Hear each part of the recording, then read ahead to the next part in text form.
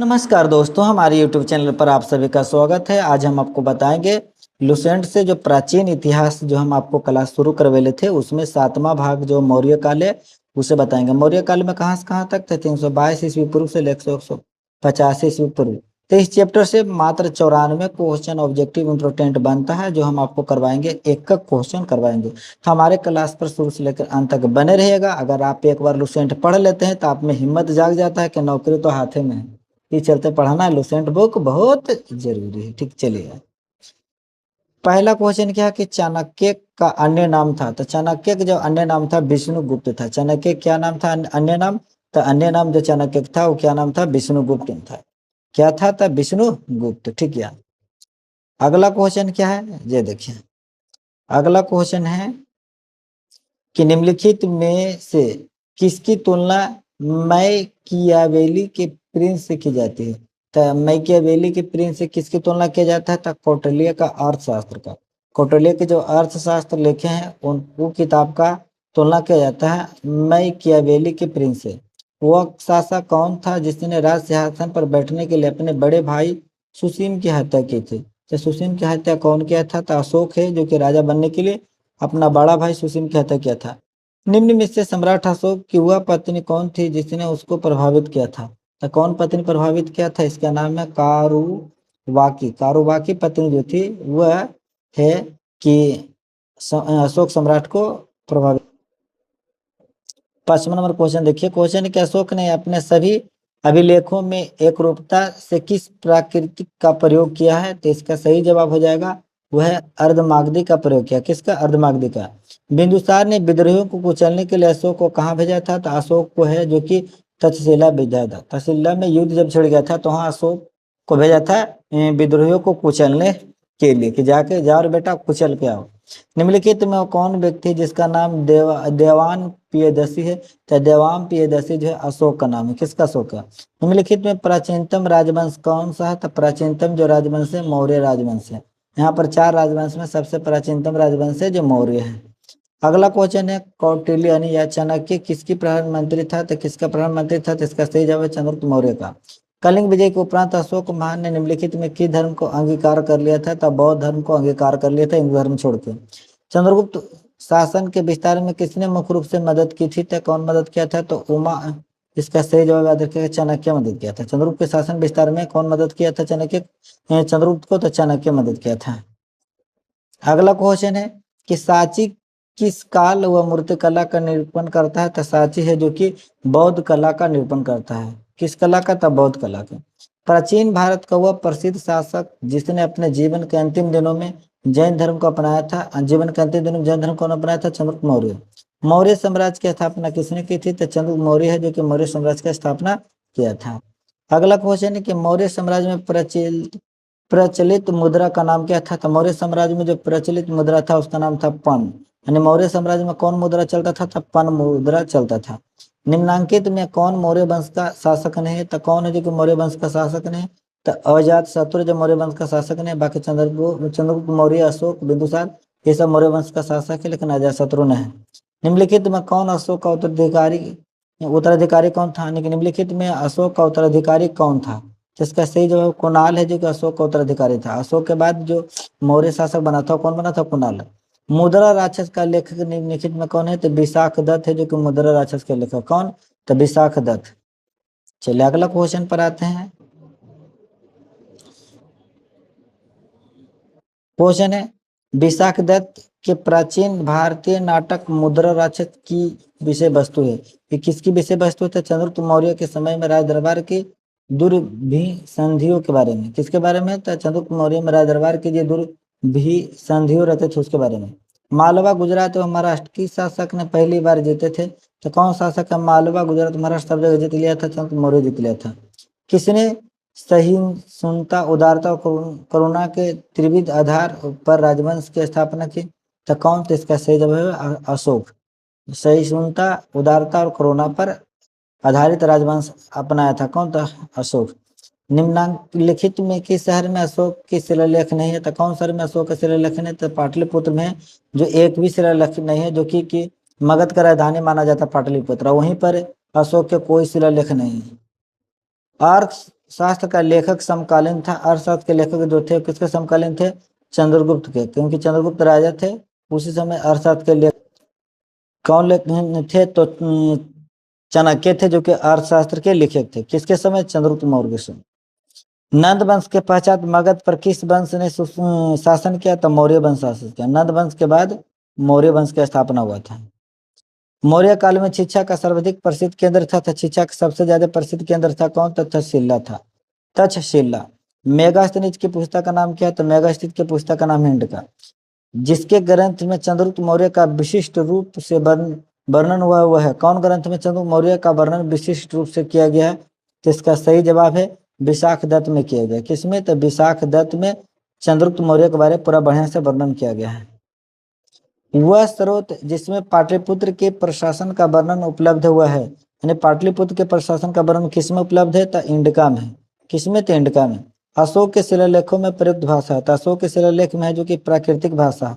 अशोक के जो भी शिलालेख प्राप्त हो उसमें प्राकृतिक भाषा है। निम्नलिखित में किस मौर्य राजा ने दक्कन की विजय प्राप्त की थी? तो दक्कन का पर विजय कौन प्राप्त किया था? तो चंद्रगुप्त मौर्य है जो कि दक्कन पर विजय प्राप्त किया था। अगला, मेगास्थनीज ने भारतीय समाज को कितनी श्रेणियों में विभाजित किया था? तो मेगास्थनीज भारतीय समाज को है जो कि 7 श्रेणियों में विभाजित किया था। कैसे श्रेणी में? 7। अगला, कौटिल्य के अर्थशास्त्र में किस पहलू पर प्रकाश डाला गया था? कौटिल्य के अर्थशास्त्र में राजनीतिक नीतियों पर प्रकाश डाला गया है। अगला क्वेश्चन है कि निम्न में कौन सा क्षेत्र अशोक के साम्राज्य में सम्मिलित नहीं था? तो कौन क्षेत्र है जो कि अशोक के साम्राज्य में सम्मिलित नहीं था? तो इसका सही जवाब है श्रीलंका है जो कि अशोक के साम्राज्य में सम्मिलित नहीं था। अगला क्वेश्चन कि पाटलिपुत्र को किस शासक ने सर्वप्रथम अपनी राजधानी बनाई? तो पाटलिपुत्र के सबसे पहले राजधानी जो बनाया था, पाटलिपुत्र को सबसे पहले राजधानी, यहाँ पर जो शासक है उनके अनुसार बता रहे हैं चंद्रगुप्त मौर्य, ठीक ना। सबसे पहले राजधानी बनाए थे यह। अगला, पाटलिपुत्र में स्थित चंद्रगुप्त का महल मुख्यतः बना था, चंद्रगुप्त का जो महल था वो लकड़ी का बनल था। याद रखना कि चंद्रगुप्त का जो महल था पाटलिपुत्र में बना वो किसका था? तो लकड़ी का बना हुआ। अगला क्वेश्चन है, बाबर की गुफाओं का उपयोग किसने आश्रय गृह के रूप में किया? तो कौन है जो आश्रय गृह के रूप में किया? था आजीविकों ने। यानी बाबर की गुफाओं का उपयोग है जो कि किसने आश्रय गृह के रूप में उपयोग किया? था आजीविकों ने। अगला क्वेश्चन है, किस अभिलेख में यह साबित होता है कि चंद्रगुप्त का प्रभाव पश्चिम भारत तक फैला हुआ था, यानी कि चंद्रगुप्त का जो प्रभाव था पूरे पश्चिम भारत में फैला हुआ था। किस अभिलेख में? तो रुद्रदमन का जूनागढ़ अभिलेख में ये बात साबित होता है कि चंद्रगुप्त का जो प्रभाव था वह भारत के पश्चिम तक फैला हुआ था।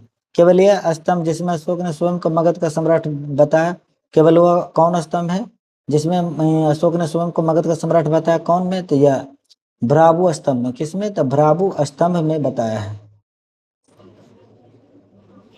अगला क्वेश्चन की सूची 1 को सूची 2 से सुमेलित कीजिए तथा सूचियों के नीचे दिए गए कूट से सही उत्तर का चयन कीजिए। तो इसका 39 का जवाब हो जाएगा सी, यानी ए का 2 होगा। ए का 2 चंद्रगुप्त मौर्य सेंड्रोकोटस। बी का 3 यानी कि बिंदुसार अमित्रघात। सी का 1 अशोक प्रियदर्शी। डी का 4 चाणक्य विष्णुगुप्त।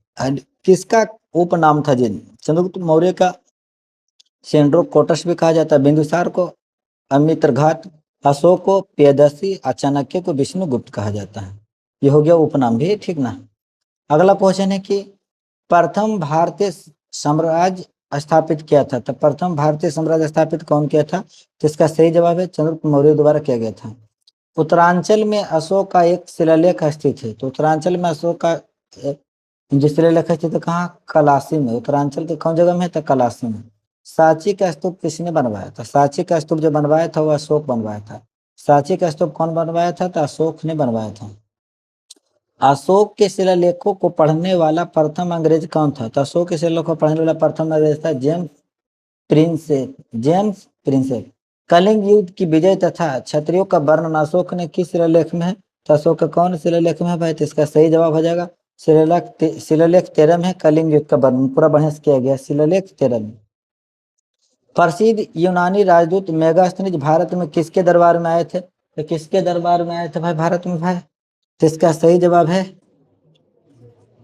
चंद्रगुप्त मौर्य।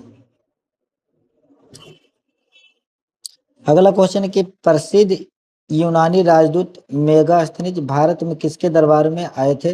तो चंद्रगुप्त मौर्य के दरबार में आया था। किसके दरबार में? तो चंद्रगुप्त मौर्य के दरबार में। चंद्रगुप्त मौर्य ने सेल्यूकस को कब पराजित किया था? चंद्रगुप्त मौर्य ने सेल्यूकस को जो पराजित किया था वो कब किया था? 305 ईस्वी पूर्व में किया था। 305 ईस्वी पूर्व। निम्नलिखित में से कौन सा राजा प्राय जनता के संपर्क में रहता था? कौन राजा? तो याद रखना, अशोक जो राजा था वो प्राय जनता के संपर्क में रहता था। अशोक ने 261 ईस्वी पूर्व में कलिंग को जीतने के बाद क्या किया? तो कलिंग को जीत लिया, उसके बाद क्या किया? भारी रक्तपात देकर युद्ध की नीति को सदा के लिए त्याग दिया। यानी देखा ना कि बहुत सारा लोग मर गया, बहुत खून बहा, इस चलते युद्ध की नीति सदा के लिए कुछ क्या त्याग दिया। अशोक के अधिकांश अभिलेख किस भाषा और लिपि में? अशोक के जो भी अभिलेख है प्राकृतिक और लिपि कुछ ब्राह्मणी लिपि में।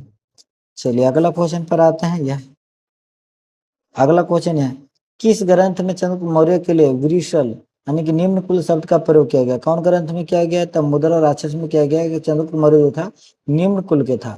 मौर्य नरेश के बारे में निम्न में कौन सा कथन सही है? उन्होंने विकास किया था। तो इसका सही जवाब हो जाएगा ऑप्शन नंबर डी, 1, 3, 4 ही सही है। पहला संस्कृति कला व साहित्य ही सही है। तीसरा प्रांतीय विभाजन ये भी सही है। चौथा हिंदू कुश तक साम्राज्य भी कुछ ये सही है। तो ऑप्शन नंबर 11 में डी हो जाएगा। चलिए अगला क्वेश्चन है, कथने अकथनार। अशोक ने कलिंग को मौर्य साम्राज्य से जोड़ लिया था। दूसरा, कलिंग दक्षिण भारत को आने वाला स्थलीय एवं समुद्री मार्गों को नियंत्रित करता था। तो इसका सही जवाब हो जाएगा ये, यानी कि दोनों ए आर दोनों कथन सही है। आर ए का सही व्याख्या करता है। अशोक के शिलालेख संगम राज्य के बारे में हमें बताता है, उनमें शामिल है। कौन शिलालेख में भाई शामिल है? तो इसका सही जवाब है ऑप्शन नंबर सी, आर एवं दूसरा एवं तीसरा।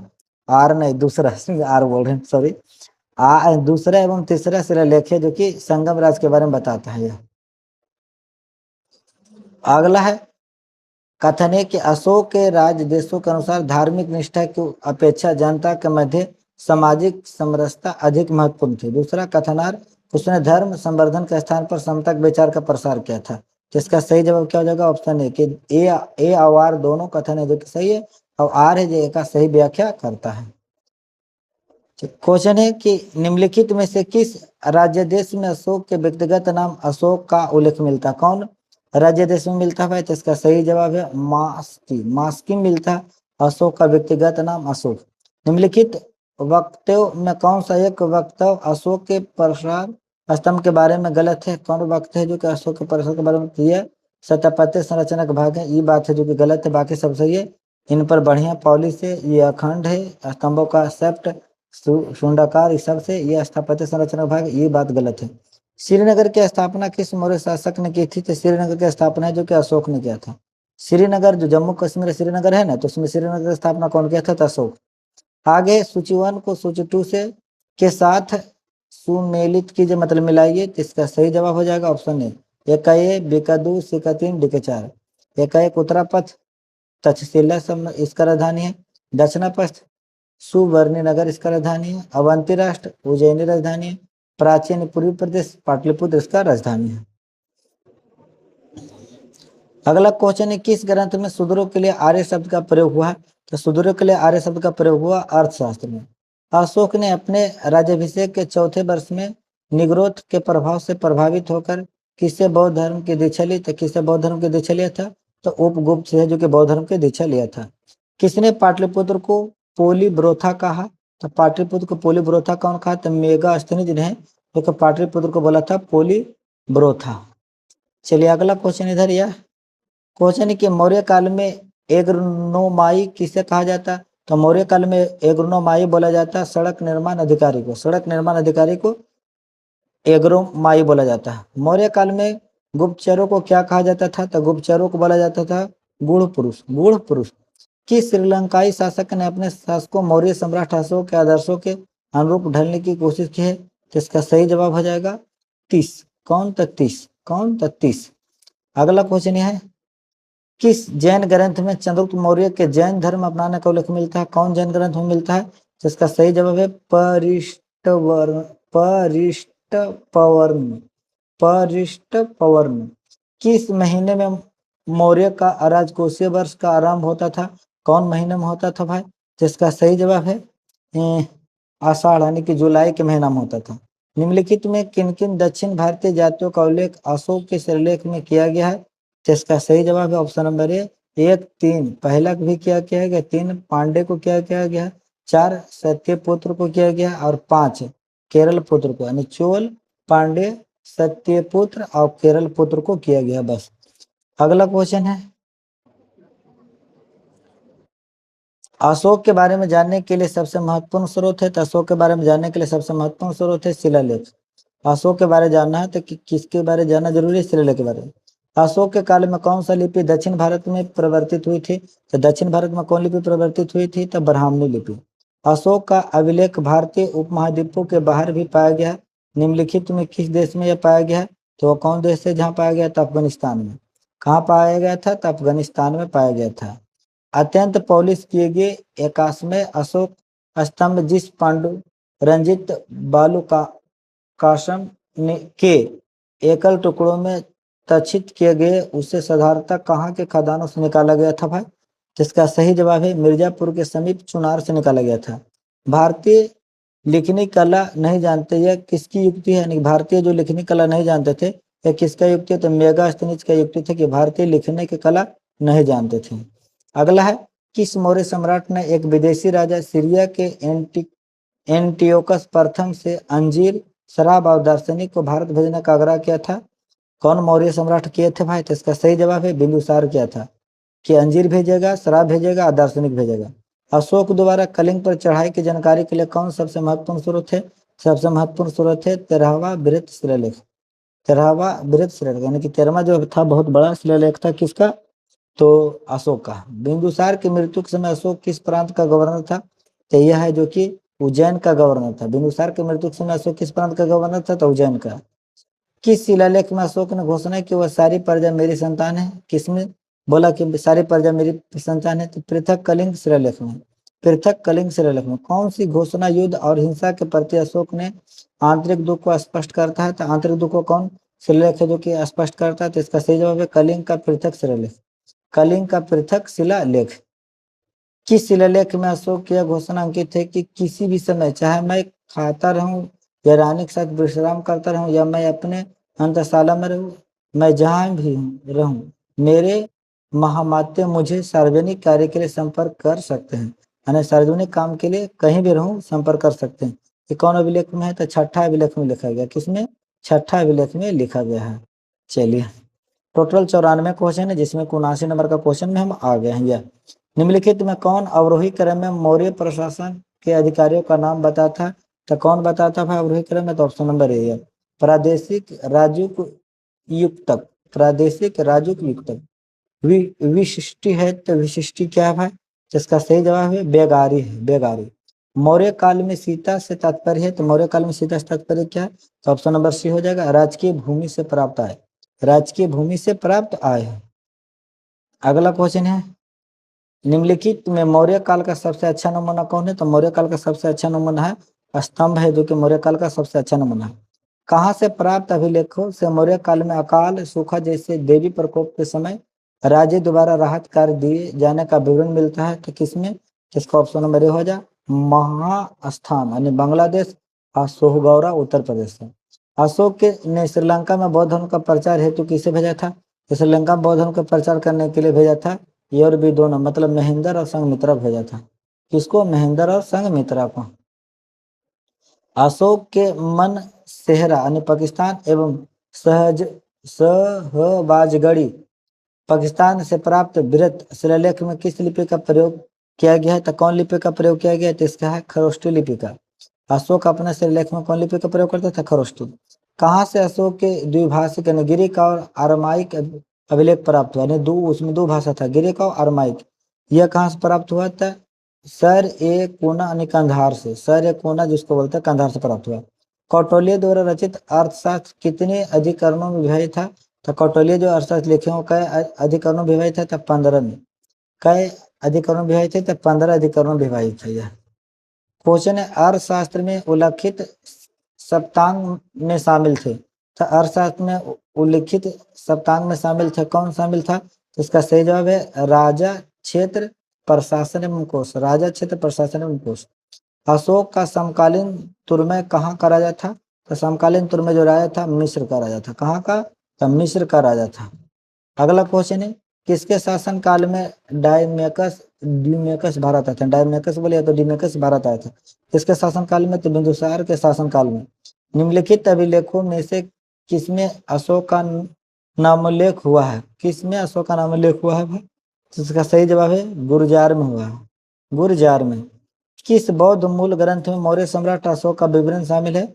किसमें मौर्य सम्राट अशोक का विवरण शामिल है भाई? तो भाई इसका सही जवाब है महावंश में शामिल है। किसमें? तो महावंश में शामिल है। अगला क्वेश्चन है, निम्नलिखित में से किस उभारदार मूर्ति शिल्प यानी शिलालेख में अशोक के प्रस्तर रूप चित्र के साथ रायनो अशोक यानी कि राजा अशोक उल्लिखित है? और चित्र के शास्त्र, इसका सही जवाब है कंगनहल्ली में। कंगनहल्ली मूर्ति शिल्प शिलालेख में है। निम्नलिखित में किस स्तूप के तोरण द्वार पर अशोक एवं उसके दो रानियों का अंकन मिलता है? किसमें? तो इसका सही जवाब है सांची में। किसमें था? सांची में मिलता है। ठीक, तो इस भाग से 94 क्वेश्चन जो था हम टोटल आपको करवा दिए हैं। फिर मिलते हैं आपसे अगली क्लास में। आज के लिए बस इतना ही। बाय बाय, टाटा, जय हिंद, वंदे मातरम।